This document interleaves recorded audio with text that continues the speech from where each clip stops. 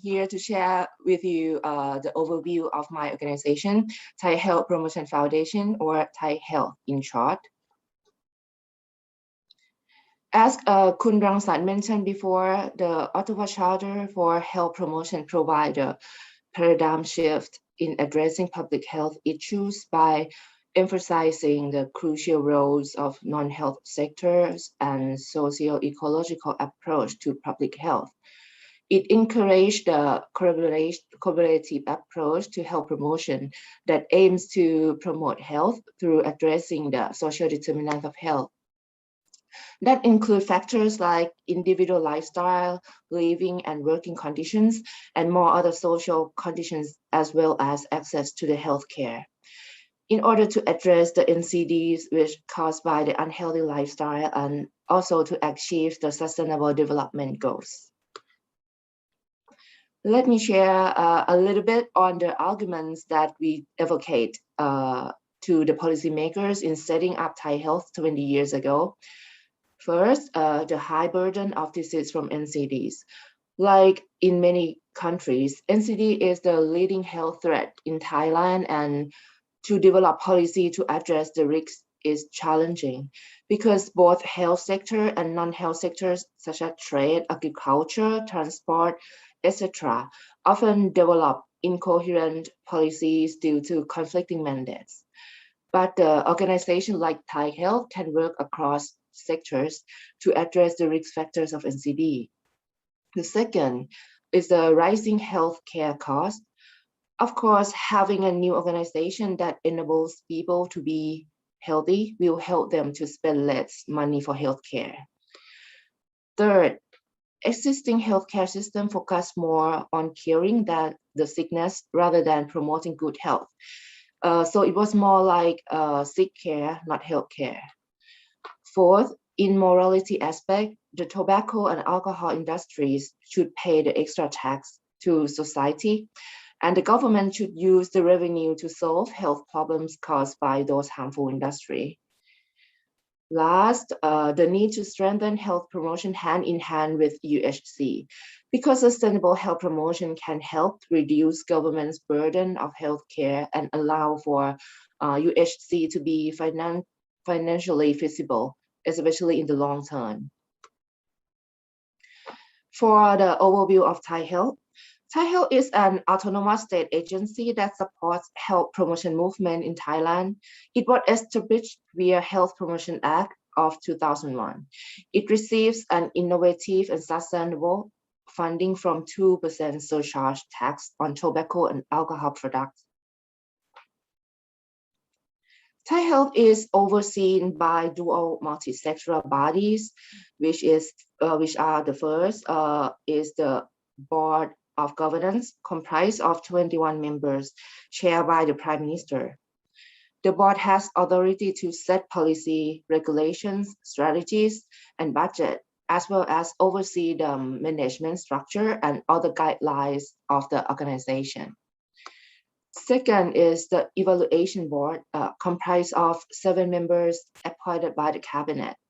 The responsibility of the Board of Evaluation are to evaluate the overall performance of Thai Health in relation to policies, activities, and operations to ensure accountability, transparency, and efficiency. And this is the structure of the Board of Governance. The board comprises of 2 politicians, which is the Prime Minister as the chair and Minister of Public Health as the first vice chair. 9 senior officers representing relevant ministries. 9 independent experts or social leaders in various fields such as law, sport, mass communication, community development, and many more. And the CEO served as the board secretary. The multi-sectoral composition and the monthly board meeting also proved to be useful for continuation of policy direction, despite the relatively frequent change of politics and government representatives.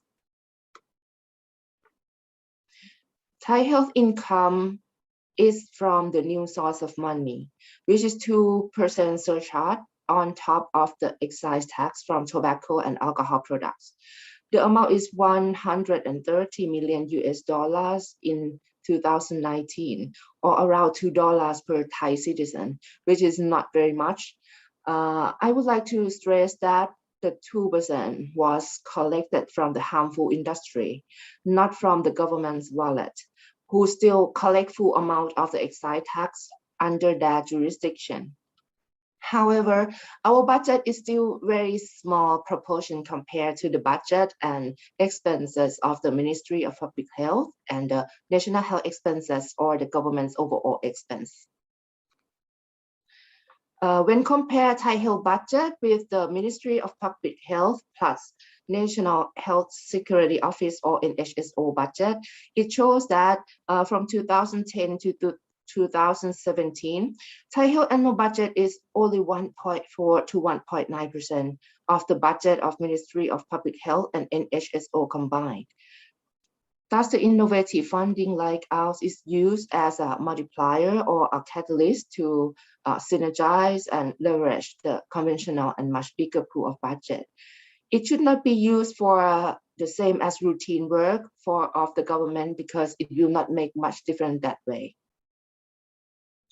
Besides Thailand, other 80 countries also use earmarking for health, with 54 countries earmarking sin tax for health purpose.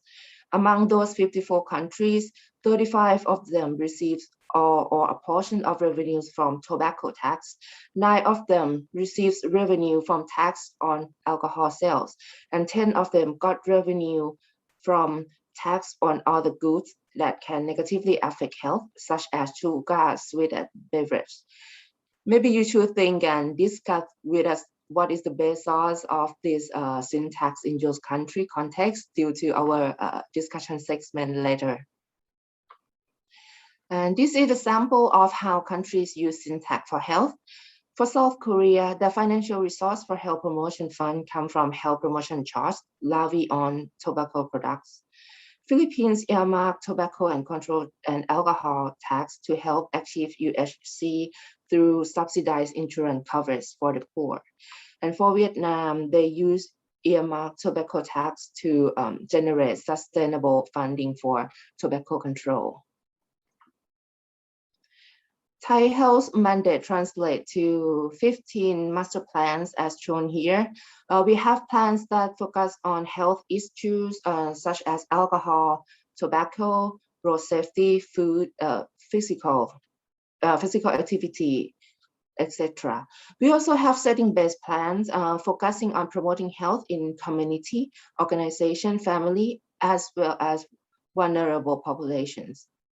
And lastly, we also have supportive system plans such as social marketing and capacity building.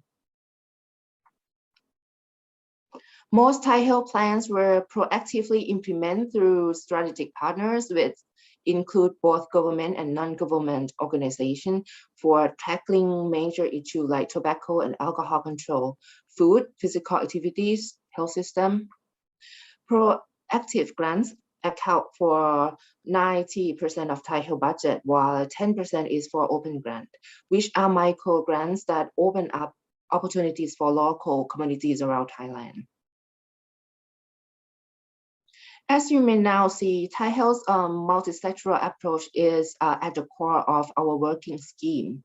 We work with partners, both individual and organization, not only from the health sector, but also other sectors, including government agencies, private organizations, civil society organization, university, and local community. Since 2001, Thai Health has collaborated with more than 20,000 partners by granting more than 3,000 projects per year.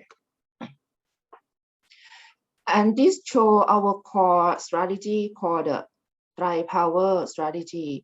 It is created by Professor Pravet Wasi as a way to overcome a very tough social and health challenge. The Tri Power includes the power of knowledge, the power of social mobilization, and the power of policy. Thai Health put efforts and funding to strengthen each power aspect and then coordinate them with an aim for structural change towards a healthier lifestyle of the people, as well as better social and physical environments for health. This is for knowledge power. Thai Health and our various knowledge partners generate pertinent and up-to-date knowledge and evidence that support healthy policies and healthy literacy. This is valid and relevant knowledge created through research and study, help inform policymakers and assist them to make more informed decisions. For social mobilization power, Thai Health mobilizing social actions of civil society, communities, campaigns to advance their own health and well-being. We do that by both air war through various media and by supporting the grassroots activity or the ground war. This power plays an important role in activating campaigns and surveillance related to the health promotion. For the policy advocacy, if policymakers are empowered by the previous two angles of knowledge and societal view, they can make new healthy policy or improve old policy when the window of opportunity is open. The law enforcement is equally important to make policy truly meaningful and not just a piece of paper. The power enables systematic and structural changes conducive to good health, creating a broad impact to general public. And this is an example of tobacco control movement in Thailand. On knowledge angle, we have been a major funder for the TRC or Tobacco Research and Knowledge Management Center to conduct research and generate evidence much needed to drive good tobacco control policy. On the social mobilization angle, we have collaborated and campaigned with many civil society organizations and professional associations. On the policy angle, Thai Health supports the Ministry of Public Health to enact and enforce laws and policy. The work of Thai Health and our key partners leads to many achievements, such as the new tobacco product control of 2017, the increase of tobacco tax, and measures like prohibition of tobacco advertising in all media and pictorial warning. The work of Thai Health and our partners lead to the key health outcome, such as smoking prevalence in Thailand has come down steadily over time from over 30% in 1991 to 17.4% in 2021. The alcohol drinking prevalence among adults more than 15 years old show a declining trend from 32.7 in 2004 to 28.4% in 2019. And the alcohol consumption per capita from 1961 to 2004 show a jump of 3.3,000%. As the alcohol culture has been rapidly growing in Thailand in the past, back then drinking was common in cultural events such as Songkran or Thai New Year, where alcohol could be found everywhere, leading to many harms and inappropriate behaviors. But since Thai Health initiated social movement in 2003, you can see that the alcohol consumption per capita from 2004 to 2014 show a slight drop by about 20%.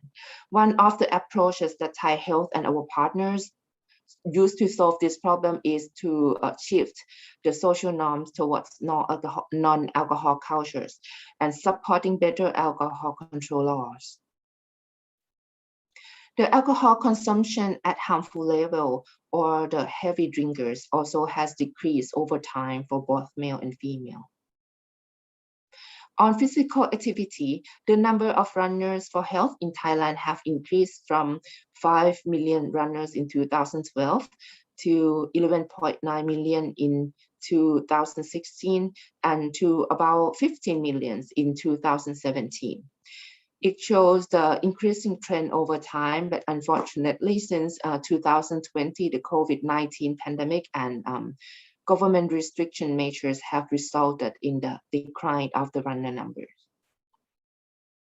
From the World NCD Progress Monitoring Report in 2017, Thailand was ranked the third in the world and the first in ASEAN with fully achieving 12 out of 19 targets. And next, I will share with you one of the social innovation called New Year Prayer Initiative. Since the traffic accidents on New Year's Eve had been continually increasing every year due to celebration and partying, which include alcohol consumption. So Thai Health and our partners promoted this alternative activity for celebrating the new year by convincing the people to pray for a good start of the new year instead of celebrating wild parties. So this campaign enjoyed cultural and religious acceptance. It can be seen from the number of people who participated. In 2014, more than 17 million people participated in more than 11,000 temples countrywide.